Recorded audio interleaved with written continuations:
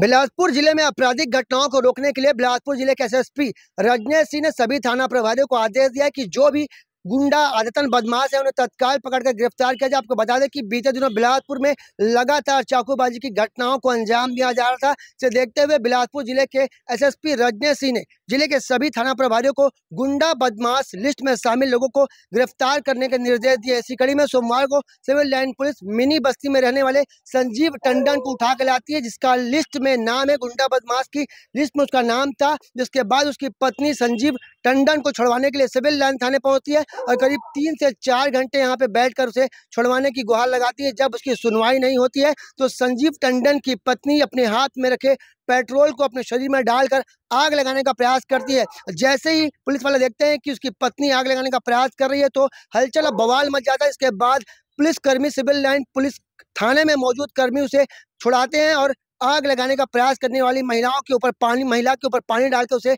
बचाया जाता है। एक बड़ी घटना यहाँ पे हो सकती थी। एक महिला यहाँ पे, यही वो सिविल लाइन थाना क्षेत्र है जहाँ पे एक महिला पेट्रोल लेकर अपने आदतन पति को छुड़वाने पहुंची थी और थाना परिसर के अंदर वो आग लगाने का प्रयास किया। अगर उसे रोका नहीं जाता तो एक सिविल लाइन थाना के अंदर एक बड़ी दुर्घटना होने से इनकार नहीं किया जा सकता था। एक पत्नी अपने पति को बचाने के लिए अपने शरीर में पेट्रोल डालकर उसे बचाने का प्रयास किया। आपको बता दें कि संजीव टंडन नाम का व्यक्ति मिनी बस्ती में रहता है, इसका गुंडा बदमाश में लिस्ट में नाम शामिल था, जिसे पुलिस ने गिरफ्तार कर आगे की कार्रवाई करने के लिए लाई थी। पर उसकी पत्नी उसे बचाने के लिए अपने शरीर को आग के हवाले करने का प्रयास किया। कैमरामैन मोनू सिंह के साथ जिया खान, सीजी भास्कर।